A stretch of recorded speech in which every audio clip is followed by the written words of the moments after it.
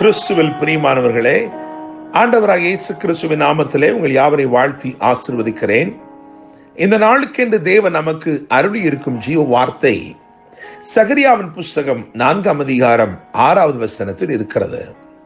நான் அந்த வசனத்தின் ஒரு பகுதியை உங்களுக்கு வாசிக்கிறேன். பலத்தினாலும் அல்ல, பராக்கிரமத்தினாலும் அல்ல, என்னுடைய ஆவியினாலேயே ஆகும் என்று சேனைகளின் கர்த்தர் சொல்லுகிறார். என கேட்கிற தேவனுடைய பிள்ளைகளே, முந்தின ஆலயத்தை கட்டினவன் சாலமோன் என்று நாம் யாவரும் அறிவோம். பிந்தின ஆலயத்தை கட்டினவன் செருபாபேல் என்று வேதம் சொல்லுகிறது. சகரியாவின் புஸ்தகம் 4ஆம் அதிகாரம் அதன் 9வது வசனத்தை கவனிக்கும் பொழுது, செருபாபேலின் கைகள் இந்த ஆலயத்துக்கு அஸ்திபாரம் போட்டது, அவன் கைகளே இதை முடித்து தீர்க்கும் என்று எழுதியிருக்கிறது. எனவே நாம் அறிந்து கொள்கிறோம், இந்த பிந்தின ஆலயம், அதாவது பெரிதான மகிமையை வெளிப்படுத்தின ஆலயத்தை கட்டி முடித்தவன் செருபாபேல் என்று அறிந்து கொள்கிறோம். அந்த செருபாபேலுக்கு தேவன் சொன்ன வாக்குத்தத்த வசனத்தை தான் நாம் வாசித்திருக்கிறோம். இந்த அதிகாரத்தின் முதல் வசனம் இப்படியாக ஆரம்பிக்கிறது: என்னோட பேசின தூதன் திரும்பி வந்து நித்துரை பண்ணுகிற ஒருவனை எழுப்புவது போல் என்னை எழுப்பி.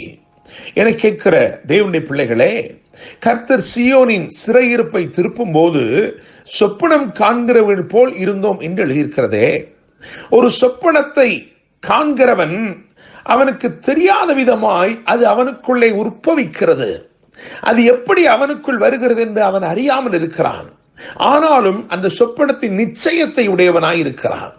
அதை பார்த்தவனுக்கு அந்த நிச்சயம் இருக்கும். அதே போல இன்றைக்கு கர்த்தர் உங்கள் வாழ்க்கையிலே செய்ய போகிற காரியங்கள் விடுதலையாயிருக்கலாம், அல்லது ஆசீர்வாதமாயிருக்கலாம், அல்லது நீங்கள் நெடுநாட்களாய் காத்திருக்கிற காரியங்களிலே ஒரு அற்புதமாயிருக்கலாம். இதெல்லாம் ஏதோ சொப்பனம் நடப்பது போல் நடக்க போகிறது. இன்னுமாக நான் சொல்ல விரும்புகிறேன், உங்களுக்கு தேவன் சொப்பனங்களாய் அருளியிருக்கிறவைகள் நிறைவேறும் நாட்கள் வந்திருக்கிறது. யோசேப்புக்கு தேவன் ஒரு சொப்பனத்தை தான் கொடுத்தார். ஆனால் அந்த சொப்பனத்தின் மூலமாய் தேவன் அருளின வாக்குகள் எல்லாம் அப்படியே நிறைவேறிற்று. ஒருவேளை அவனை பார்த்து இதெல்லாம் எப்படி ஆகும் அல்லது எப்படி நேர்ந்தது என்று சொன்னால், அவனும் சொல்லுவான், பலத்தினாலும் அல்ல, பராக்கிரமத்தினாலும் அல்ல, ஆண்டவருடைய ஆவியினாலேயே ஆகும் என்று சொல்லுவான். என கேட்கிற தேவனுடைய பிள்ளைகளே, இந்த வசனம், வாக்கு பண்ணப்பட்ட வசனத்திலே தெளிவாக சொல்லப்பட்டிருக்கிறது, ஆவியினாலேயே ஆகும் என்று சொல்லப்பட்டிருக்கிறது. என கேட்கும் தேவ ஜனமே, சில காரியங்களை பலத்தினால் செய்ய இயலாது, சில காரியங்களை பராக்கிரமத்தினாலும் செய்ய இயலாது. ஆனால் தேவ ஆவியானவர் இறங்கும் போது எல்லா காரியங்களுமே நடக்கும். தேவனுடைய பிள்ளைகளை, நான் நம்புகிறேன், விசுவாசிக்கிறேன், ஆவியானவர் உங்கள் வாழ்க்கையிலே முழு அதிகாரத்தையும் எடுத்துக்கொண்டு உங்களுக்காக செயல்படுகிற ஒரு நாளாக இருக்க போகிறது. The Holy Spirit is going to orchestrate everything on your behalf and everything is going to be in order. God is going to do a miracle in your life. நிச்சயமாய் நம்புகிறேன், ஆவியினால் உண்டாகும் அற்புதங்களை நீங்கள் காண துவங்க போகிறீர்கள். என கேட்கும் தேவனுடைய பிள்ளைகளே, இந்த அதிகாரத்தில் இருந்து நான் 3 காரியங்களை மாத்திரம் உங்களுக்கு சொல்லும்படிக்கு விரும்புகிறேன். நிச்சயமாய் அவைகள் உங்கள் வாழ்க்கையிலே இந்த நாளிலே நேரிடும், அல்லது இந்த நாளிலே நிச்சயமாய் தேவன் அப்படியே உங்களை நடத்துவார் என்று நான் நம்புகிறேன், விசுவாசிக்கிறேன்.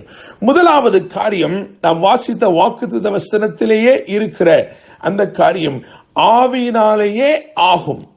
எனவே இந்த நாள் ஆவியினாலேயே ஆகும் நாளாய் இருக்கிறது. நீங்கள் நினைத்துக் கொண்டிருக்கிற சகல காரியங்களும் ஆகும் என்று பரலோகம் ஆமோதித்து சொல்லுகிறது.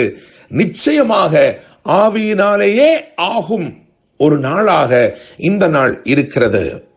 எவைகளாய் இருந்தாலும் சரி, அது கடினமானவைகளாய் இருந்தாலும் சரி. ஏனென்றால் இங்கே எழுதியிருக்கிறது, நீங்கள் இந்த 4ஆம் அதிகாரம் 7ஆம் வசனத்தை கவனிக்கும் பொழுது, பெரிய பர்வதமே நீ மாத்திரம் செருபாபேலுக்கு முன்பாக நீ சமபூமி ஆவாய்.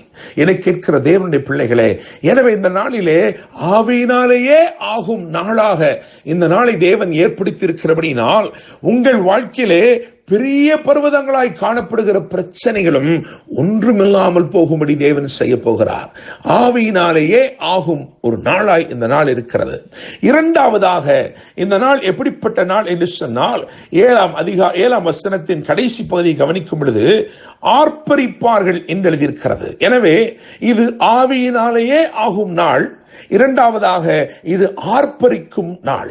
நிச்சயமாய் நீங்கள் ஆர்ப்பரிக்கும்படிக்கு, கிருபையினால் உண்டாகும் ஆர்ப்பரிப்பை நீங்கள் கண்டுகொள்ளும்படிக்கு, அனுபவிக்கும்படிக்கு உரிய ஒரு நாளாய் இந்த நாள் இருக்கிறது.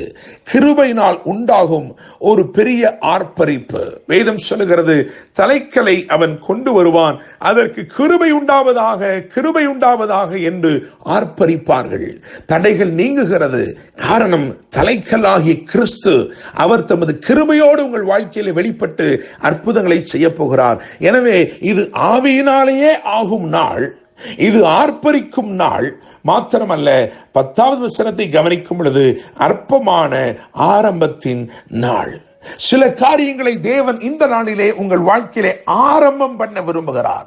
அது ஒருவேளை அற்பமாக தோன்றலாம், ஆனால் தேவ தீர்மானமும் தேவனுடைய தயவுள்ள கரமும் அதன் மேல் இருக்கிறபடினால் அந்த அற்பமானவைகள் எல்லாம் ஆச்சரியமானவைகளாய், அலங்காரம் பெற்றவர்களாய் நிச்சயமாய் மாறும்.